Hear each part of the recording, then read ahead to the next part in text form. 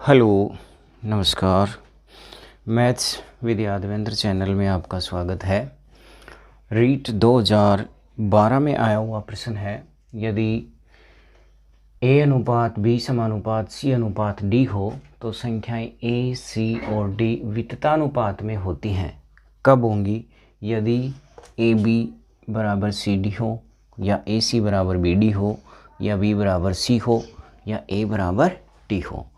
ध्यान देना, विततानुपात यानी तृतीय अनुपात भी बोल सकते हैं इसको, ठीक है। कंटिन्यूड प्रोपोर्शन होगा।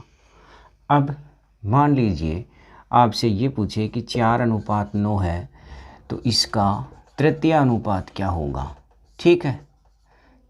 तृतीय अनुपात, तो तृतीय अनुपात कैसे याद करेंगे? 4:9 समानुपात 9:x, ठीक है। 4 का 9 के साथ में वही संबंध है जो 9 का पूछा गया है कि किसके साथ संबंध होगा। तो यहाँ ये दोनों यदि आपस में बराबर हैं, यानी ए अनुपात बी समानुपात सी अनुपात डी, इस फॉर्म में यदि बी और सी आपस में समान हैं तो ए सी डी जो संख्याएं हैं ये कौन सी होंगी? विततानुपात में। तो b बराबर c होना चाहिए, ठीक है। तो इसमें c ऑप्शन सही हो जाएगा, b बराबर c। नेक्स्ट, उम्मीद है प्रश्न को आप समझ ही गए होंगे। ये विततानुपाती में है a, c और d। यहाँ अगर c की जगह आप b रख दोगे, क्योंकि b और c दोनों आपस में क्या हैं? बराबर हैं, तो c की जगह b भी रख सकते हैं। तो b बराबर क्या हो जाएगा? c। b बराबर c होगा, c ऑप्शन सही हो जाएगा, ठीक है। रीट 2012 में आया हुआ दूसरा प्रश्न है, 210 रुपये को राम और श्याम में 7:3 के अनुपात में बांटने पर दोनों के द्वारा कितना कितना धन प्राप्त होगा, ये बताना है, ठीक है। तो राम और श्याम, बिल्कुल इजी प्रश्न है। राम और श्याम दोनों को किस अनुपात में धन बांटना है? 7:3 में। और टोटल धन कितना है? 210। अब कुल धन दे रखा है 210, ठीक है। तो अनुपात में राम को 7 मिल रहे हैं और श्याम को 3, दोनों को मिलाकर कितने मिल रहे हैं? 10। और जबकि वास्तव में दोनों को मिलाकर कितने में बांटना है? 210 रुपये में। इसका मतलब 10 अनुपात की वैल्यू कितनी होगी? 210। तो 1 अनुपात की वैल्यू कितने रुपए हो जाएगी? 21, ठीक है। तो 7 अनुपात की वैल्यू कितनी होगी? 7 को 21 से गुणा कर देंगे, 147 रुपये। ये तो किसको मिल जाएंगे? राम को।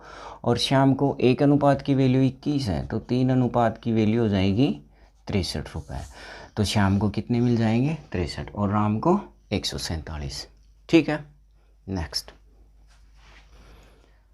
2011 में आया हुआ प्रश्न है, इनमें निम्न में से कौन सा कथन गलत है ये बताना है।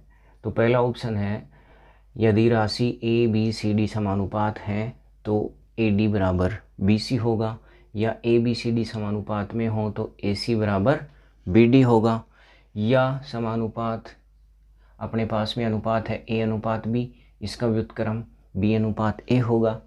यदि राशियां गुणोत्तर श्रेणी में हैं तो बी स्क्वायर बराबर ए सी होगा, ठीक है। सबसे पहले पहले ऑप्शन को चेक करते हैं, ए अनुपात बी अनुपात समानुपात सी अनुपात डी। ए अनुपात बी समानुपात सी अनुपात डी, ये ए बी सी डी किस में है? समानुपात में।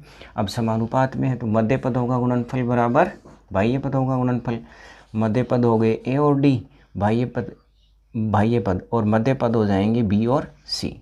बाह्य पद ए और डी दोनों का गुणनफल, ये किसके बराबर होगा? मध्य पदों के गुणनफल। मध्य पद कौन से हैं? बी और सी।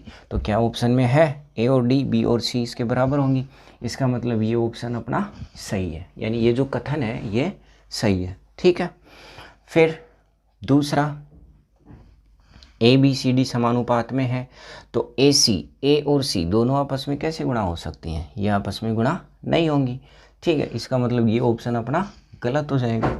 फिर तीसरा है, ए और बी इनका व्युत्क्रम उल्टा अनुपात बी अनुपात ए हो जाएगा। उल्टा का मतलब 1/1 ए और 1/b, क्रॉस मल्टीप्लाई करेंगे तो b अनुपात a, तो a अनुपात b का व्युत्क्रमानुपात आ जाएगा b अनुपात a। ठीक है। इसी तरह से यदि राशियां गुणोत्तर श्रेणी में हो तो b² बराबर ac होगा। यानी गुणोत्तर श्रेणी का मतलब जैसे मान लीजिए 2:4, 4 का दुगुना 8, 8 का दुगुना 16, इसी अनुपात में चलेंगे। ठीक है। 8 चौके 32 और 16 दूनी 32। इसका मतलब b² यानी बीच वाली जो दोनों संख्या हैं इनका गुणनफल a और c जो बाहर वाली संख्या है इनके दोनों के अनुपात के बराबर होगा। b² बराबर ac। तो ये भी ऑप्शन सही है, ये सी ऑप्शन भी सही है। तो इसमें बी ऑप्शन अपना गलत है, तो इसमें गलत कथन को छांटने के लिए कहा था, तो बी अपना आंसर हो जाएगा। ठीक है। नेक्स्ट प्रश्न देखते हैं। ये भी 2011 में आया हुआ प्रश्न है। 13,260 रुपये को और राम और श्याम में इस प्रकार विभाजित करें कि यदि राम को 11 रुपये मिले तो श्याम को 15 रुपये मिले। इस प्रकार राम और श्याम का हिस्सा ज्ञात करना है। यदि राम को 11 मिलते हैं तो श्याम को कितने मिलने चाहिए? 15 रुपये। तो राम और श्याम दोनों का अनुपात किस अनुपात में है? 11:15। राम को यदि 11 रुपये मिलते हैं, इसी अनुपात में श्याम को 15 रुपये मिलने चाहिए। ठीक है। टोटल कितने रुपए हैं? 13,260 रुपये। इन दोनों में, इन रुपयों को राम और श्याम दोनों में डिवाइड करना है। तो यहाँ टोटल कितना होगा? राम और श्याम को अनुपात में टोटल कितने मिल रहे हैं? 26 रुपये। जबकि वास्तव में टोटल कितने हैं? 13,260 रुपये। यदि इसको कैलकुलेट करें तो 1 अनुपात की वैल्यू कितनी आ जाएगी अपने पास में? 510 रुपये। 1 अनुपात की वैल्यू 510 रुपये आ गई। तो राम को कितने मिल रहे हैं? 11 अनुपात। 1 अनुपात का मतलब 510 रुपये है, तो 11 अनुपात का मतलब कितना होगा? गुणा कर देंगे 11 × 510। दोनों को कैलकुलेट करेंगे तो राम का हिस्सा आ गया 5,610 रुपये। ठीक इसी तरह से 1 अनुपात की वैल्यू 510, तो 15 अनुपात की वैल्यू हो जाएगी, इसको गुणा कर देंगे 15 से, तो अपने पास में आ जाएगा 7,650 रुपये। 7,650 रुपये किसको मिल जाएंगे? श्याम को। और राम का हिस्सा कितना हो जाएगा? 5,610 रुपये। ठीक है। नेक्स्ट प्रश्न। रीट 2015 में आया हुआ प्रश्न है। ठीक है। a+b अनुपात b+c अनुपात c+a, इनका अनुपात दे रखा है 6:7:8। यदि a+b+c तीनों को यदि कैलकुलेट करें तो मान कितना दे रखा है? 14। और पूछा किसका है? c का, कि c की वैल्यू क्या होगी। तो देखो, यदि आप इन दोनों को जोड़कर a और b को यदि घटा देंगे तो अपने पास में देखो क्या रेशियो आएगा।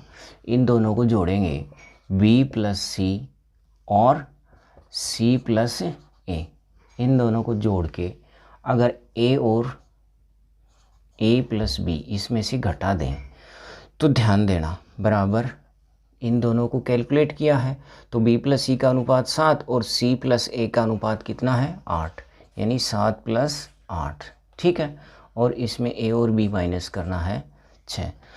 ध्यान देना, ये हो जाएगा अपने पास में 2 कितनी c आ जाएगा? 2c + b + a - a और -b। ठीक है। और बराबर कितना हो जाएगा? 9। ठीक। तो b और b और a और a कैंसिल हो जाएंगे। 2c बराबर कितना आ गया अपने पास में? 9। तो c बराबर कितना आ जाएगा? 4.5। ठीक है। ये अपने पास में अनुपात में वैल्यू आ गई c की। c के अनुपात में वैल्यू कितनी आई है? 4.5। ठीक है। a b c यदि तीनों को जोड़ते हैं तो कितना आएगा? 14। यदि इन तीनों अनुपात को आपस में जोड़ते हैं तो देखो सभी दो दो बार हैं, 2 बार ए है, 2 बार बी है और 2 बार सी है, तो 2 बार हो जाएगा 2 टाइम्स ए प्लस बी प्लस सी बराबर कितना होगा, कैलकुलेट करेंगे 21। तो a प्लस बी प्लस सी बराबर कितना हो जाएगा अपने पास 10.5। a प्लस बी प्लस सी की आनुपातिक वैल्यू अपने पास में आ गई 10.5, जबकि तीनों का वास्तविक योग कितना दे रखा है 14। इसका मतलब कि 10.5 की वैल्यू कितनी है 14, तो एक अनुपात की वैल्यू कितनी हो जाएगी अपने पास में 14 में 10.5 का भाग लगा देंगे, और सी का अनुपात कितना आया है 4.5, तो 4.5 यानी ये सी की वैल्यू आ जाएगी 4.5 की कितनी हो जाएगी 14/10.5 गुणा 4.5, पॉइंट से पॉइंट कैंसिल हो जाएगा, 15 से काट देंगे, 15 तिया 45 और ये 7 बार कट जाएगा और ये 2, तो सी बराबर कितना आ जाएगा 3 दूनी 6, तो सी की वैल्यू कितनी आ जाएगी अपने पास 6। ठीक है, थैंक यू।